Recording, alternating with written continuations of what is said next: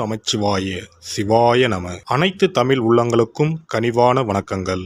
நிகழும் ஸ்ரீ மங்களகரமான சோபகிருது ஆண்டு பிப்ரவரி மாதம் 13ஆம் தேதி செவ்வாய்க்கிழமை அன்று சதுர்த்தி திதியில் உத்திரட்டாதி நட்சத்திரத்தில் சித்தம் நாமயோகத்தில் வணிசை கர்ணத்தில் அமிர்தயோகம் கூடிய நன்னாளில் இந்த சீர்மிகு மாசி மாதம் பிறக்கிறது.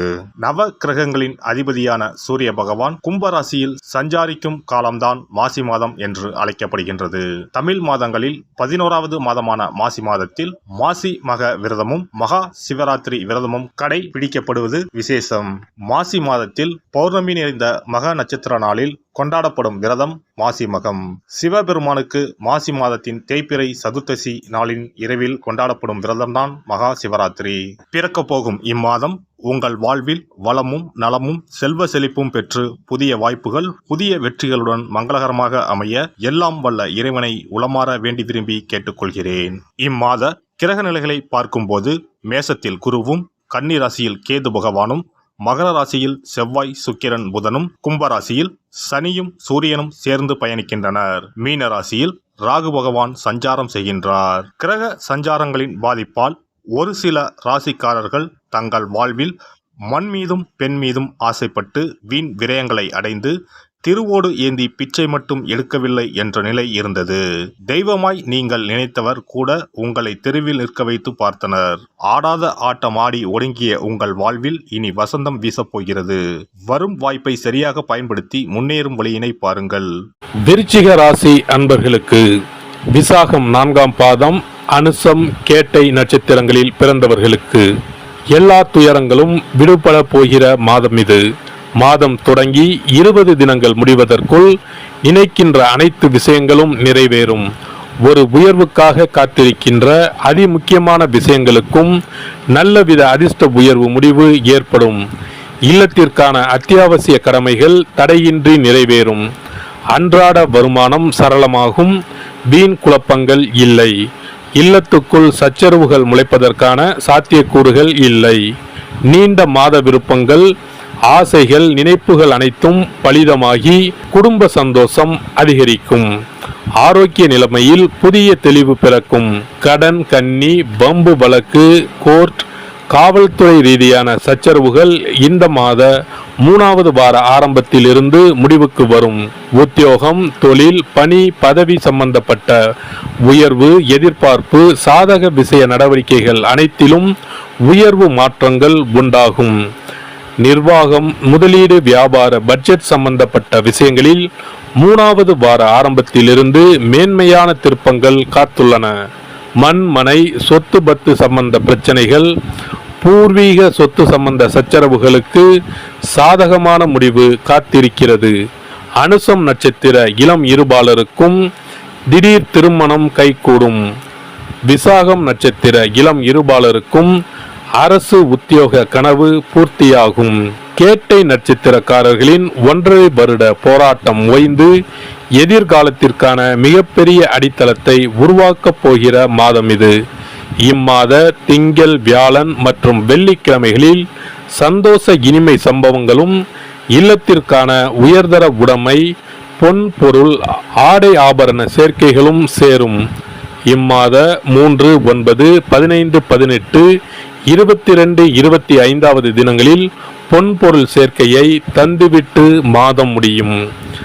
நிம்மதி குறைவு தீர்ந்து பெரியதொரு சந்தோஷம் ஏற்படும். உயர்கல்விக்கான தடைகள் விலகி புதிய நம்பிக்கைகள் உண்டாகும். புதிதாக சொந்த உழைப்பில் நிலபுலன் வாங்கி விடுவீர்கள். திடமான முடிவு எடுத்து துணிச்சலாக இறங்கி சாதிக்கப் போகிறீர்கள். கலைஞர்களுக்கு கலைத்துறையுடன் தொடர்புள்ள அனைத்து கிரகங்களும் சுபபலம் பெற்று திகழ்கின்றன. புதிய வாய்ப்புகள் கை கொடுக்கும். நடிகர் நடிகைகள் திரைப்பட தயாரிப்பாளர்கள் இயக்குநர்கள் ஆகியோர் நன்மை பெறுவார்கள். வருமானம் படிப்படியாக உயரும். அரசியல் துறையினருக்கு உங்களது அரசியல் வாழ்க்கையில் இந்த மாதம் ஒரு மிக முக்கிய அத்தியாயமாக இருக்கும். அந்த அளவிற்கு கிரக நிலைகள் சுபபலம் பெற்றுள்ளன. உங்கள் மீது வழக்குகள் இருப்பின் அவை தோல்வியுறும். கட்சி தொண்டர்கள் இடையேயும் மக்கள் இடையேயும் ஆதரவு பெருகும். சிலர் தற்போதுள்ள கட்சியை விட்டு உங்கள் கட்சிக்கு மாறிவிடும் வாய்ப்புள்ளதாக கிரக நிலைகள் தெளிவாக எடுத்து காட்டுகின்றன. மாணவர்களுக்கு பாடங்களில் மனம் தீவிரமாக ஈடுபடும் ஆசிரியர்களின் ஒத்துழைப்பும் வழிகாட்டுதல்களும் உங்கள் முன்னேற்றத்திற்கு உதவிகரமாக நிற்கும். விவசாயிகள் இம்மாதம் அதிக நன்மைகளை எதிர்பார்க்க முடியும். உங்கள் உழைப்பிற்கேற்ற விளைச்சல் இருக்கும். ஆடு மாடுகளின் பராமரிப்பில் பணம் விரயமானாலும் அதற்கேற்ற தக்க வருமானம் வந்து சேரும். அரசாங்க ஆதரவு தக்க தருணத்தில் கிட்டும். தண்ணீர், உரம் மற்றும் விதைகள் போன்ற அத்தியாவசிய பொருட்களுக்கு குறைவிருக்காது. பெண்களுக்கு புதிய ஆடை ஆபரண சேர்க்கைக்கு வாய்ப்புள்ளது. திருமண வயதில் உள்ள கன்னியருக்கு மிக நல்ல வரன் அமையும். வேலை பார்க்கும் பெண்களுக்கு அலுவலகத்தில் பல நன்மைகள் ஏற்படும். ஊதிய உயர்வையும் எதிர்பார்க்கலாம். பரிகாரம்: இம்மாத வெள்ளிக்கிழமைகளில் ஸ்ரீ உக்ர நரசிம்மருக்கு மஞ்சள் தூள், துளசி மாலை தந்து நெய் தீபம் ஏற்றி வழிபடவும். சிறப்பு பரிகார கோவில். திருமணம் தடைப்பட்டாலோ அல்லது நீண்ட நாட்கள் திருமணம் ஆகாமல் இருந்தாலோ சிறுவாபுரி பாலசுப்பிரமணிய சுவாமி கோவிலை நாடினால் பலன் உண்டாகும். நம் பிரார்த்தனை நிறைவேற சிறுவாபுரி முருகன் கோவிலுக்கு தொடர்ந்து 6 வாரமும் ஏதாவது ஒரு கிழமையில், அதாவது 6 வாரமும் முதல் வாரம் வந்த கிழமையிலேயே தொடர்ந்து அடுத்த 5 வாரமும் வர வேண்டும். வரும் நேரமும் ஒரே மாதிரியாக இருக்க வேண்டும். காலை என்றால் ஒவ்வொரு வாரமும் காலையிலே வர வேண்டும். மாலை என்றால் ஒவ்வொரு வாரமும் மாலையிலே வர வேண்டும். திருமணம் ஆக வேண்டிய நபர் 6 வாரமும் வாரம் ஒரு நாள் என்று 6 தடவைகள் தொடர்ந்து வந்து சிறுவாபுரி பாலசுப்பிரமணிய சுவாமியை வழிபட திருமணம் விரைவில் அமையப்பெறும். திருமணம் ஆக வேண்டி ஆண்டவனிடம் பிரார்த்திக்க வருபவர்கள் வள்ளி மணவாள பெருமானுக்கு அர்ச்சனை செய்து வர வேண்டும். 6வது வாரம் 6 அர்ச்சனைக்குரிய பொருட்களுடன் வந்து மரகத விநாயகர், மூலவர், வள்ளி மணவாள பெருமான், அண்ணாமலையார், உண்ணாமுலையம்மை, ஆதிமூலவர் ஆகிய தெய்வங்களுக்கு அர்ச்சனை செய்ய வேண்டும்.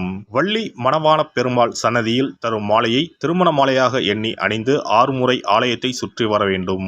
பின்னர் மாலையை வீட்டிற்கு எடுத்துச் சென்று திருமணம் நடைபெறும் வரை பாதுகாத்து வணங்கி வர வேண்டும். திருமணம் முடிந்ததும் தம்பதி இத்தலம் வந்து 6 தெய்வ சந்நிதிகளுக்கும் அர்ச்சனை செய்து பழைய மாலையை கோவிலில் உள்ள மரத்தில் கட்ட வேண்டும்.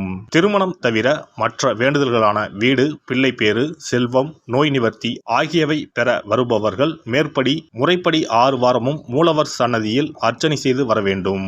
6வது வாரம் மூலவர் சன்னதியில் இருந்து பெற்ற மாலையை அணிந்து 6 முறை நம் வேண்டுதலை இறைவனிடம் முறையிட்டு வெற்றி வேண்டி ஆலயத்தை வலம் பெற வேண்டும். இத்தலத்திற்கு பிரார்த்தனை செய்து வருபவர்கள் 6 வாரமும் திருப்புகழ் பாடி இறைவனை வணங்க வேண்டும்.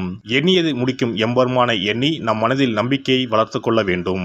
முதல் 5 வாரங்களுக்கு ஒவ்வொரு முறை வரும்போதும் 2 தேங்காய், 2 வாழைப்பழம், வெற்றிலைப்பாக்கு, பூமாலை 1 மற்றும் 2 எலுமிச்சப்பழம் கொண்டு வந்து வணங்க வேண்டும். 6வது வாரம் ஆண்டவனை வழிபட்டு அர்ச்சனை அல்லது அபிஷேகம் செய்ய வேண்டும்.